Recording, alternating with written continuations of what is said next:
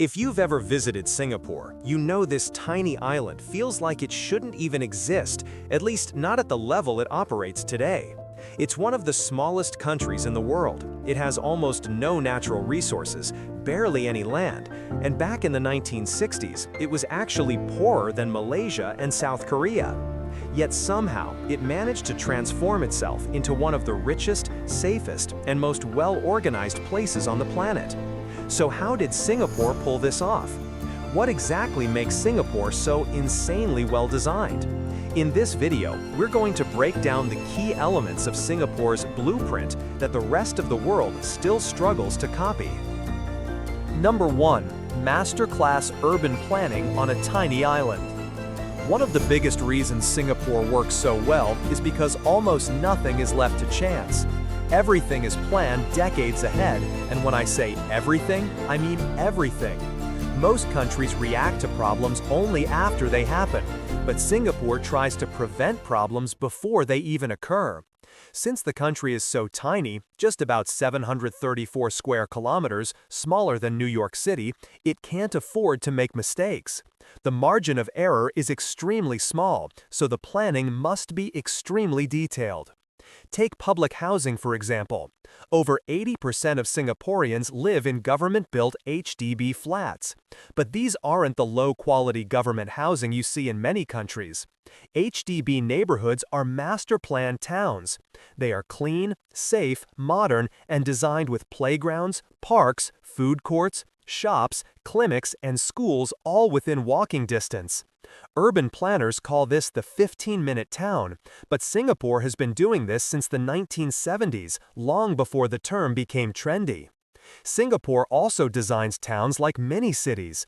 Before construction begins, the government maps out sewage lines, transportation routes, power grids, and even the airflow between buildings to reduce heat. Most developing cities don't have this kind of long-term planning. They grow first and solve problems later. That's why you see traffic jams, chaotic housing, and poor infrastructure in so many places. Singapore flipped the script and planned the solution before the problem. Even the parks are connected. The Park Connector network, stretching over 300 kilometers, allows people to cycle across the country using only green pathways. Despite being one of the densest countries in the world, Singapore has more than 7 million trees and around 47% green coverage. That's not an accident, it's strategic design meant to cool the city naturally and improve quality of life. And of course, there's the MRT. Singapore's public transport is one of the most efficient in the world. Trains arrive every few minutes, stations are clean, and 80% of households live within a 10-minute walk from a station. Because the system is so good, Singapore deliberately keeps car ownership extremely limited. A basic Toyota Corolla can cost over $100,000 after taxes and fees. The idea is simple. Fewer cars mean better traffic flow, better air quality, and a more efficient city. Singapore may be tiny, but its urban planning is massive. It proves that good design can overcome natural disadvantages. Number 2. Strategic geography turned into a global superpower. Singapore sits on one of the most important shipping routes on Earth, right at the entrance of the Strait of Malacca. More than 100,000 ships pass through this area every year, carrying goods between East Asia, South Asia, the Middle East, Europe, and the United States. Geography gave Singapore an advantage, but geography alone doesn't guarantee success. Plenty of countries sit on strategic locations and remain underdeveloped. Singapore succeeded because it knew how to use its geography. In the 1960s, after gaining independence, the country realized it had no natural resources and couldn't depend on agriculture, so it turned itself into a global port and trade hub. The Port of Singapore became one of the world's busiest ports, handling over 600 million tons of cargo every year. To put that into perspective, Singapore moves more cargo than countries hundreds of times bigger. It didn't stop with shipping. Singapore built Changi Airport into one of the world's top aviation hubs, serving more than 60 million passengers annually in normal years. Changi isn't just an airport, it's an experience. The Jewel Terminal, with its indoor waterfall, gardens, shops, and hotels, shows how Singapore turns infrastructure into an attraction. Singapore's entire economic model is about being the middleman of the world. Goods move through Singapore, flights connect through Singapore, money flows through Singapore, and global companies set up their regional headquarters in Singapore. More than 37,000 multinational corporations operate on the island because it's stable, efficient, and perfectly located. Singapore took geography and turned it into national power. Number 3. Ultra-efficient government with almost zero corruption. Good planning is nothing without good execution, and this is where Singapore truly stands out. Singapore's government is consistently ranked among the cleanest and most efficient in the world. Corruption levels are extremely low, and policies are based on data, not political drama. While many countries make decisions based on short-term popularity, Singapore plans 20 to 30 years into the future. Water is a famous example. Singapore used to rely heavily on fresh water imported from Malaysia. Instead of accepting this vulnerability, the country developed new water recycling plants, desalination facilities, stormwater collection systems, and massive reservoirs. Today, Singapore can already produce up to 40% of its own water, and the goal is to reach 85% in the future. This kind of planning is rare, especially for a country without natural lakes or rivers. Education is another area where Singapore's design shines. Instead of producing large numbers of graduates with no job prospects, Singapore constantly adjusts its curriculum to match industry needs. This is why Singaporean workers are among the most productive in Asia. Singapore also invests heavily in safety. Strict laws and efficient policing create one of the lowest crime rates in the world.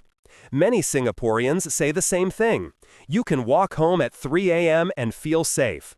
That safety is designed, not accidental.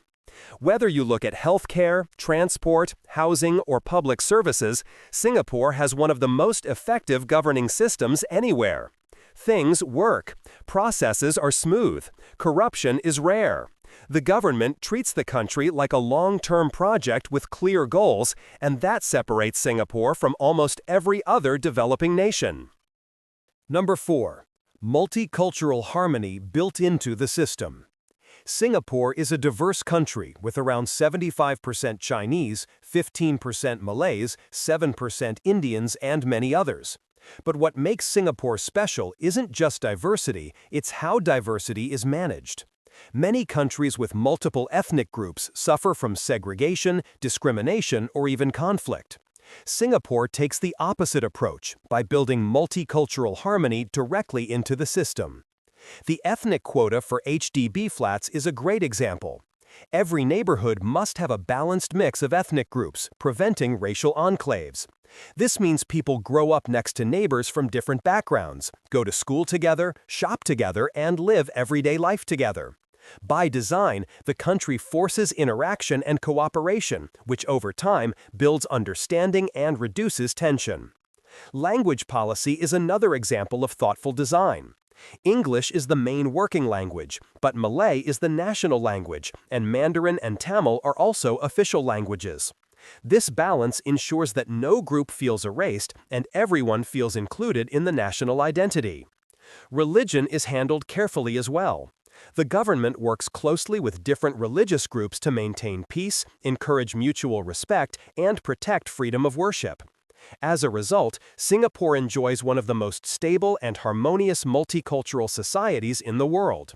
This stability becomes a major advantage. Global companies trust Singapore, foreign workers feel safe, and tourists enjoy the mix of cultures. And number 5, a future-proof, diversified economy. Singapore's economy is one of the most diversified in the world, especially for a nation its size. Instead of depending on one or two industries, Singapore spreads its strengths across financial services, trade, logistics, technology, pharmaceuticals, petrochemicals, tourism, education, and high-value manufacturing. This diversification makes the country resilient during global shocks. When global tourism drops, Singapore's tech and finance sectors keep the economy stable. When manufacturing slows, biotech and pharmaceuticals expand. Singapore also invests heavily in innovation, spending around 1.9% of its GDP on research and development, higher than many Asian countries. The country's tax system also plays a role. Corporate tax is 17%, but Singapore's policies are designed to attract companies that actually contribute to the economy, not those looking to hide money. This keeps the system clean and competitive while still generating strong revenue. Because of these long-term strategies, Singapore often ranks among the top 10 richest countries in the world by GDP per capita, sometimes even top 5 depending on the measurement. For a small island with no natural resources, that's an unbelievable achievement. But again, it didn't happen by accident. It happened by design. Singapore is more than a country. It's a blueprint. It shows what can happen when a nation combines smart design, long-term planning, cultural harmony, and efficient governance. It's a place where disadvantages became strengths, where diversity became unity, and where a tiny piece of land became one of the world's most successful societies. Singapore proves that you don't need to be big to be powerful. You just need to be designed well.